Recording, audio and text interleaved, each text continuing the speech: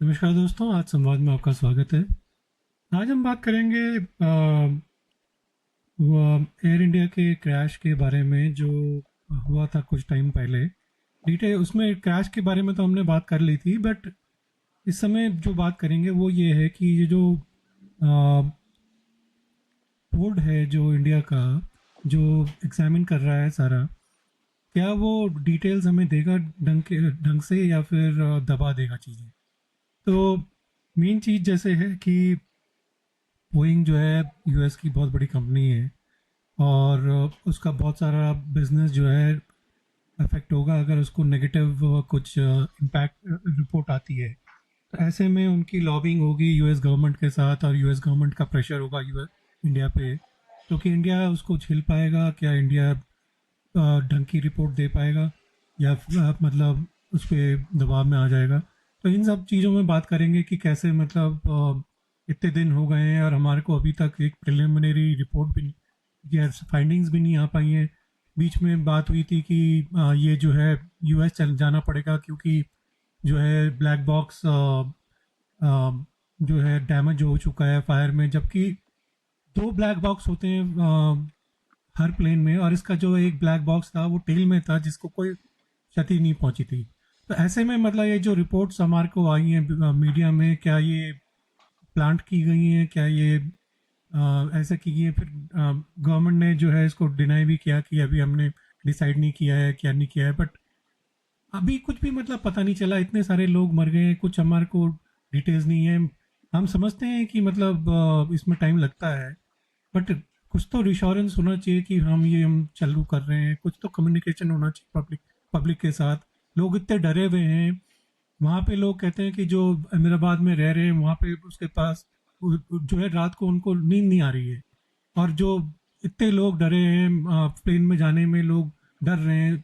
ऐसे कुछ तो गवर्नमेंट को या किसी एजेंसी को बात करनी चाहिए कि भाई लोगों के फीलिंग्स को एसोएज करके थोड़ा बात करें कि भाई ये सब जैसे हम जो कर रहे हैं क्या डायरेक्शन है, कब कब तक रिपोर्ट आने की चांसेस है, संभावना है। तो ये सब आई थिंक बात करते हैं इसी बारे में और शुरू करते हैं। हाँ रमेश, देखिए अभी तक जो मीडिया मीडिया के थ्रू ही आ रही है गवर्नमेंट एजेंसी तो एक शायद बीच में अपडेट आया था। और उसमें जो अभी तक जो कॉन्क्रीट इंफॉर्मेशन है, रूमर्स को असाइड कर दें क्योंकि मीडिया हाउस तो बहुत कुछ रूमर चलाता है अपनी सनसनी के लिए। तो उसमें जो इंफॉर्मेशन मिल रही है अभी तक की, दोनों ब्लैक बॉक्स, जैसे आपने कहा दो ब्लैक बॉक्स होते हैं, एक जो होता है फ्लाइट डेटा रिकॉर्डर होता है, दूसरा कॉकपिट वॉइस रिकॉर्डर होता है। वो तो उसके ब्लैक बॉक्स के अंदर होता है ना। हाँ, तो अब जो है दोनों टेल वाला ये वाला दोनों सक्सेसफुली रिकवर हैं और वो दिल्ली भेजे गए हैं एनालिसिस के लिए। और जो कल तक की खबर थी कि डेटा एक्सट्रैक्शन सक्सेसफुल हो चुका है। डाउनलोड हो चुका है। हाँ, तो अब जब डेटा एक्सट्रैक्शन हो चुका है तो मेरे ख्याल से सब कुछ डन है, अब उसकी एनालिसिस होगी। अब जो है इसकी जो है जो इंसिडेंट हुआ है, मिसहैप हुआ है, अनफॉर्चुनेट मिसहैप जिसको हम कहते हैं, कि तो अपने India aircraft accident investigation bureau होता है AIB, और उस पर काम कर रहा है। उसमें इन सब चीज़ों के लिए एक नॉर्म होता है, नॉर्म को बनाने वाली जो बॉडी होती है ICAO नॉर्म की बॉडी होती है, जिसके नॉर्म्स को फॉलो किया जाता है। और उसमें एक और अनदर बॉडी होती है गवर्नमेंट एजेंसी की, यहाँ पे इंडिया में NTSB, उसके सपोर्ट से काम किया जा रहा है। तो और जो होम सेक्रेटरी और इन सब एविएशन मिनिस्ट्री से जो अपडेट सुनाई दी है इस बारे में कि they are working to complete their analysis and come up with the finding within 3 months, ये एक डेडलाइन शेयर की गई है। अब क्वेश्चन ये आता है कि देखिए, एनालिसिस तो कंप्लीट हो जाएगी, डेटा एक्सट्रैक्शन अगर सक्सेसफुल है तो एनालिसिस तो हो जाएगी, इसमें कोई बहुत बड़ी बात नहीं है। अब क्वेश्चन ये आता है कि क्या ट्रू फाइंडिंग पब्लिक में शेयर की जाएगी या नहीं की जाएगी, क्योंकि जो हिस्टोरिक देखा जाए इसमें किसी कंट्री से मतलब नहीं है, इंडिया हो चाहे जो भी हो। हिस्टोरिकली अगर हम देखें कि बोइंग में बहुत पहले भी कई क्रैश हुए हैं, आज तक कभी ट्रू फाइंडिंग तो आई नहीं है। हमेशा से वो उसको ट्वीक करके इधर पायलट एरर और लो इम्प्रॉपर मेंटेनेंस पे डाल के वो अपना हैंड वॉश कर लेते क्योंकि हैं। देखो पायलट एरर पे अगर डालते हैं तो इंश्योरेंस हम्म। क्लेम बहुत आसान हो जाता है। हाँ। और ये सब जो है ना, इनका एक्चुअली मिली भगत होती है इन सब की, कि भाई क्या करें। और फिर जो है ना तो बोइंग को कोई फर्क पड़ता है ना कुछ होता है, वो अपना मनमानी उनकी वैसी चलती रहती है। कोई उनका कोई मतलब अकाउंटेबिलिटी नहीं है। और होता क्या है कि तुम पायलट पे डाल देते हो, बेचारा पायलट जो है वापस तो आ नहीं सकते अपने को डिफेंड करने के लिए, कि भाई उन्होंने कैसे क्या किया क्या नहीं हम्म। किया। बोलते हैं कि जो है कैप्टन जो थे वहाँ के सभरवाल, उस शिप उसके प्लेन के, वो लास्ट मिनट में जो उनकी पोजीशन पाई गई है कि लास्ट मिनट तक वो लड़ते रहे कि किसी तरह मैं अपने लोगों को बचा सकूं और नीचे कम लोगों को मार सकूं। मतलब ऐसे में तुम अगर ऐसे कर रहे हो कि पायलट पर डाल लोगे अगर, तो बहुत ही अनफॉर्चुनेट होगा। और हमने देखा भी है ना कि शुरू में जो है लोगों ने जो उड़ाई हैं, कि कोई तो कैप्टन स्टीव जो है बोलते हैं कि बोल अपना कोई तो वायरल हो गए कि भैया हमने जो है ये जो है पायलट एरर है। फिर जो है बाद में बोलते हैं नहीं नहीं, रैट डिप्लॉय होता तो इंजन फेलियर है। मतलब ऐसी चीजें प्लांट करने की कौन है ये स्टीव, कौन मतलब जो है ऐसे कौन किसने प्लांट किया है। ऐसे बिना मतलब तुम जो है कैप्टन की वर्दी में आ जाओ और अनसंट तुम वहां पे बोल दो और कुछ भी करो, ये कोई तरीका है? कुछ तो मतलब तो होना चाहिए ना कि इसके बारे में कि भाई लोगों को जो है फॉल्स इन्फॉर्मेशन मत दो। मतलब सिर्फ अब अपना देख पॉपुलैरिटी करने के लिए क्या तुम बोइंग के साथ मिले हो या क्या है तुम्हारी वो? अब देखिए चक्कर क्या है, यही तो डिजिटलाइजेशन का ना जो है नेगेटिव एस्पेक्ट है। अब जैसे मैं कोई अभी जो हमारे यहाँ वो मेघालय में वो जो वो आता है ना, मर्डर हुआ था। अब मैं पुलिस की वर्दी पहनूं, बढ़िया तमगा उमगा लगा के फर्जी, और आके यूट्यूब पे बैठ के अपना कुछ ज्ञान दूं, तो मेरी ना व्यूअरशिप इतनी बढ़ जाती है। तो ये सब चीजें होती है, तो वही है और कुछ नहीं है ना। I don't think mister C Steve या स्मिथ जो भी हैं उनका कोई कनेक्शन बोइंग से है या किसी एयरक्राफ्ट अथॉरिटी से है किसी कंट्री। इंडिया के तो कुछ है नहीं वो। तो वो अपनी व्यूअरशिप बढ़ाने के लिए सब उल्टा नहीं सीधा चलो, जो वो उनकी सब व्यूअरशिप काम बना है। रहे हैं तो ठीक है। हमने जो हमारे जो चैनल्स हैं वो क्यों उसको फिर तवज्जो देते हैं कि भाई तुम आके हमारे यहाँ बताओ। इनको खुद थोड़ा ड्यू डिलिजेंस नहीं करनी चाहिए? अब सिर्फ अब ये भी तो अपने फिर देखते हैं कि हाँ इसने कर दिया, इनको लेके आ जाओ। क्यों लेके आ रहे हो तुम ऐसे लोगों को? क्यों अरे नहीं तो तुम अपने अपने एक्सपर्ट्स लेके आते हो? अपने चैनल की ऑथेंटिसिटी है क्या? वो भी तो व्यूअरशिप पे चल रहा है ना, ये भी तो देखो। जो अपने न्यूज़ चैनल हैं, वो चाहे कोई भी न्यूज़ चैनल हो, देखो वो भी व्यूअरशिप मॉडल पे चल रहे हैं। तो मैं तो इन सब चीज़ों को सीरियस नहीं लगता। जनता बेवकूफ़ी की काम करती है, भाई आप क्यों देखते हो? व्यूअरशिप ही ना दो तो क्यों होगा?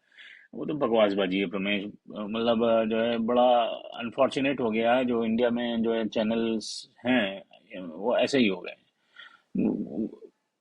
पाकिस्तान वाले उसमें देखिए, ऑपरेशन सिंदूर वाले में तो कहा क्या क्या बकवास कर रहे वो तो हैं। खैर तो रद्दी कर दी थी उन्होंने। हाँ, तो ऐसे ही है। अब और अभी ग्लोबल फिनोमिना है। अभी देखिए यूएस में भी क्या हो रहा है कि जो सीएनएन एक और हाउस है, जो मीडिया हाउस है, उल्टी सीधी खबर छाप रहा है यूएस के ईरान के अटैक पे, and they are getting prove to be wrong. So anyway, मैं टॉपिक से डाइवर्स नहीं करना चाहता। तो कुछ देखते हैं कि गवर्नमेंट जो है ना, इंडियन गवर्नमेंट जो है क्या safety action in the mean while जो है ना, हमारी रिपोर्ट आती है तो उसके तक अभी 3 महीने का टाइम है। तो जून 25 को शायद वो अनाउंसमेंट आया था कि they will take 3 months to come up with report and they will share the report. तो अब जून 25 से लेके आई थिंक एंड ऑफ सितंबर टाइप का 3 महीने का टाइम हुआ। तो कर क्या रहे हैं अभी तक ये लोग? तो जो डीजीसीए है उन्होंने ऑर्डर किया है इंस्पेक्शन जो है बोइंग के 787, 788, 789 जो कैरियर्स हैं इन पे। और 32 to 34 एयरक्राफ्ट हैं if we pin down two numbers. और उस पे उसकी ऑडिट हो रही है। और जो ऑडिट का एरिया है वो फोकस किया जा रहा है इंजन पे, फ्यूल सिस्टम पे, फ्लैप्स पे, हाइड्रोलिक सिस्टम, इन इस तरह की चीज़ों पे जो है ऑडिट फोकस किया जा रहा है। और जो अभी तक जो दिख रहा है, around 1/3 have been checked so far. So 1/3 of 33, so आप करीब 11-12 के आसपास जो है अभी तक उसकी प्रॉपर चेकिंग हो चुकी है। और अभी तक कुछ ऐसा सिस्टमैटिक इशू नहीं मिला है कि कि हर चीज फेल हो रही हो। लेकिन क्या है कि अभी पूरी हुई नहीं है, just too early to comment on it. लेकिन एटलीस्ट गुड है कि ये इंस्पेक्शन या ऑडिट हो रही है। और और एयर इंडिया भी इसमें सपोर्ट करती हुई दिख रही है, और एयर इंडिया ने जो बहुत सारी फ्लाइट्स को कैंसिल भी की हैं, considering safety compliance and safety risk. तो ये सब चीज़ें अभी तक हो रही हैं। नहीं तो हो तो रही है, बट इतनी ट्रांसपेरेंसी रहेगी, I think that is what the main issue is ना। इंडिया भी जो है ना बहुत जैसे यूएस के जब आएगी बात, आई डोंट थिंक इंडिया जो है यूएस को पुश कर पाएगा। अगर जैसे यूएस गवर्नमेंट ने बोला कि नहीं ये पब्लिक मत करो, मुझे नहीं हम्म। लगता कि इंडियन गवर्नमेंट जो है मना करेगी यूएस गवर्नमेंट को, स्पेशली ट्रम्प के एरा में जो मतलब एक अपने ही चलाते हैं हर चीज़ में। तो हमने तो देखा ही है जो मतलब ट्रम्प के बारे में कि भाई जो चीज़ होती नहीं वो इसको क्लेम कर देते कि मैंने करवाया, जैसे वो इंडिया पाकिस्तान का सीज फायर की बात है, हमने पहले भी बात करी है इस बारे में। तो वो जो हम्म। क्लेम करने को जो होती ही नहीं चाहिए वो चीज़ क्लेम कर देते हैं। तो ऐसी चीज़ में जहाँ पे बोइंग वगैरह का जहाँ पे मेन चीज़ उनकी है, उसको इम्पैक्ट करने देंगे यार? मेरे को पूरा बहुत बड़ा डाउट है इस बारे में। ये तो देखिए, एक एंगल वो भी है जो आप बोल रहे हो कि यूएस गवर्नमेंट का प्रेशर होगा, लेकिन अगर आप इस चीज को निगेट भी करो ना, तो बोइंग सिर्फ, let's focus on Boeing only. तो बोइंग का क्या है कि जितने भी आज तक इस तरह के क्रैश हुए हैं, किसी भी कंट्री में हुए हैं, राइट, ये ट्रम्प तो अभी है, यूएस इंडिया गवर्नमेंट कभी भी हुआ है, आज तक कभी भी कोई ट्री रिपोर्ट नहीं आई है भाई। नहीं जैसे मैक्स 737 में आई थी कि भाई जब वो कि वो सॉफ्टवेयर ग्लिच थी, तो उसमें मतलब वो तो उन्होंने क्लेम किया था जब, क्योंकि दो लोग दो एयरलाइंस मतलब डिफरेंट एयरलाइंस में क्रैश हुआ था। अब वो तो शुरू में ऐसा करते हैं, शुरू में ऐसी भी बात हो रही थी कि अच्छा इन लोगों को इंग्लिश आती है, इंडियन पायलट्स की बात हो रही थी कि अच्छा इंग्लिश भी आती है उनको, ऐसे मतलब वो बेसिकली रेसिस्ट टाइप की ना कि मेरा इन लोगों को इंग्लिश नहीं आती है ढंग से। ऐसे भी लोग बात कर रहे थे कि मतलब कि भाई अच्छा इनको इंग्लिश आती है, अच्छा अभी बात हो रही थी ऐसे। ऐसे भी मतलब हमने सुना है कि ऐसे भी हुआ था। तो ये मतलब बहुत रेसिस्ट टाइप का है, क्योंकि इंडियन पायलट्स थे, तो तुम जो है कुछ भी कहो कुछ भी करो। अगर इंग्लिश होते तो उनको फिर कहते कि अच्छा हाँ सब ठीक है, पायलट एरर का मुश्किल है। तो हर चीज तुम मतलब पायलट एरर पर डाल दोगे या कुछ कर दोगे तो ऐसा ही तो गलत है ना। तुम हाँ, डिटेल्स में। पायलट एरर और एयरक्राफ्ट मेंटेनेंस पे ही ये लोग डालते हैं। कॉर्पोरेट कॉकस होता है, इसको टाई अप तो is a very very bleak word. तो ये कॉर्पोरेट कॉकस होता है, और कॉर्पोरेट कॉकस जो होता है ग्लोबल कॉर्पोरेट, इस तरह की जैसे बोइंग है, ये ना बहुत पावरफुल लोग होते हैं, और respective of any any government, anything, they, अगर ये इनका अपना मैकेनिज्म होता है ना, असेस करते हैं कि अगर हम कितने परसेंट ट्रू फाइंडिंग पब्लिक में डालेंगे या गवर्नमेंट्स के साथ शेयर करेंगे, अथॉरिटीज के साथ, तो हमारा कितना फाइनेंशियल डैमेज होगा। उस तरह की रिस्क मैकेनिज्म पे बहुत थॉरोली काम करते हैं। उस हिसाब से फिर इनका कॉकस जो है अपना एक्ट करता है। वो कॉकस में एक्ट का क्या है कि जिस कंट्री में इंसिडेंट हुआ है वहां पे ब्राइब दो, ये करो वो करो, उनको प्रेशराइज करो, इस तरह की चीजें होती हैं। और सिर्फ ये बोइंग में नहीं, जितने भी बड़े कॉर्पोरेट हाउसेस होते हैं सब इसी हिसाब से काम करते हैं। तो यहाँ भी वही होगा। मेरे को तो प्रॉब्लम देखिए ये है ना फिनिश कि कोई देखो उम्मीद नहीं है। बोइंग में अभी स्पेशली जो है लास्ट 5-6 ईयर्स 10 ईयर्स समझ लो कि जब से जो है नए मैनेजमेंट आया ना, इन्होंने कॉस्ट कटिंग के चक्कर में बहुत ज़्यादा ना कॉर्नर्स कट किए टेस्टिंग में और सब कुछ, जिसकी वजह से नए प्लेन्स में प्रॉब्लम आई। अब तुम लोग बोलेंगे कि भाई ये तो 20 साल पुराना या 15 साल 12-13 साल पुराना प्लेन था, और ड्रीम लाइनर का कोई ऐसे इशू नहीं थी, फर्स्ट टाइम ऐसा हुआ। बट प्रॉब्लम ये है कि कई चीज़ों में टाइम लगता है बाहर आने में भाई। वो वैसी सिचुएशन आने के लिए और वैसी सिचुएशन कई बार टाइम लग जाता है। तो ये हुआ नहीं है इसका मतलब ये थोड़ी कि हो नहीं सकता। तो आई थिंक वो सब जो नैरेटिव चला रखा है ना लोगों ने कि भाई ये बहुत ही सेफ प्लेन है और ये ऐसे नहीं है, ठीक है सेफ प्लेन होगा, मतलब हम लोग ऐसे कोई पैरानॉइड करके लोगों को डराना नहीं चाहते हैं। बट प्रॉब्लम ये है कि ऐसी चीजें मतलब सामने क्यों नहीं आती।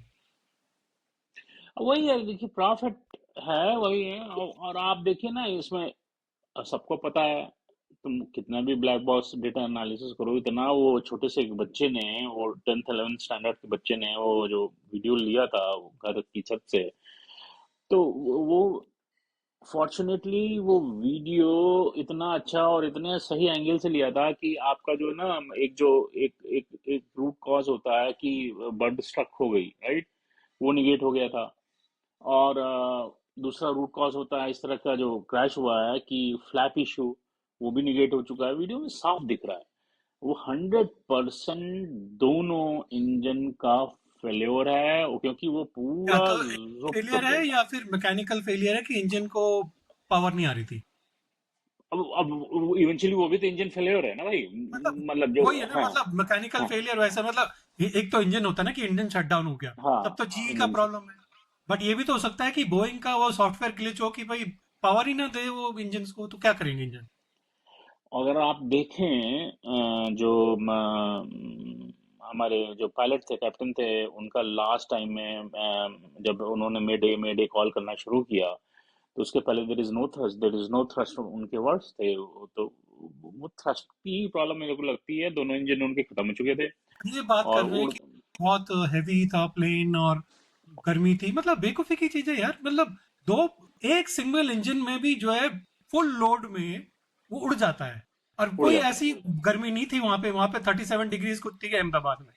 तो ऐसा कुछ मतलब बहुत भयंकर नहीं है कि तुम बोलो कि हाँ ऐसा कुछ है। अरे उसको बेसिकली थ्रस्ट नहीं मिला प्लेन को, और इसीलिए जो है वो नहीं उड़ पाया। नहीं तो एक इंजन में भी वो काम चल जाता है, इसका मतलब दोनों इंजन फेल हुआ है या दोनों इंजन को नहीं मिला है। वेदर वगैरह ये सब कोई कंडीशन नहीं होती है, इससे भी ज्यादा गरम गरम जगह है वहाँ सक्सेसफुल छोटे छोटे प्लेन उड़ते हैं, ये तो बहुत बड़ा प्लेन था, advance plane, so called advance plane था। तो वो सब कुछ नहीं है। ये 100% जो है इंजन फेलियर का इशू है, इधर वो सॉफ्टवेयर इशू कह लो या मैकेनिकल इशू कह लो, दो कैटेगरी में फॉल बोइंग होता है। बोइंग का इशू है बेसिकली ये। और ये हाँ। जो है इसको डालेंगे किसी और चीज में, मतलब मैं तो 100% हूँ कि भाई पायलट यार, एयर इंडिया के पायलट बहुत ही एक्सपीरियंस्ड होते हैं। ज्यादातर वो लोग जो है ना पहले के जो है सब वो तुम देखो तो जो भी मतलब जैसे एयरफोर्स वाले थे वेटरन्स, वो जो है एयर इंडिया में जाते थे। और उनका मतलब हम्म। ये बोलते हैं कि 8,000 फ्लाइंग टाइम है। अरे 8,000 तो कब का हो चुका है उनका यार, मुझे लगता है उनका ज्यादा होगा टाइम। क्योंकि 8,000 तो कुछ भी नहीं होता फ्लाइंग टाइम। अब वो भी अगर चलो 8,000 भी है, 8,000 भी कम थोड़ी होता है। अब वो देखो, जितना भी फ्लाइंग टाइम होगा वो सब तो लॉग होता है हर पायलट का कि कितना किया, वो तो ट्रू डेटा निकल जाएगा वो। अगर मतलब कोई कोशिश करेगा तो आरटीआई वगैरह जो ऑप्शन होता है उससे निकल जाएगा कि भाई को पायलट एंड को पायलट का कितना मिला के कितना था, या इंडिविजुअल कितनी उनकी एक्सपीरियंस थी एयर टाइम की।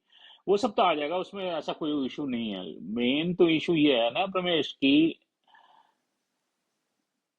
आगे जो रिपोर्ट आएगी, 3 महीने का जो टाइम दिया है, जून 25 कल ये बोला है, तो एंड ऑफ सितंबर के आसपास, लास्ट वीक ऑफ सितंबर।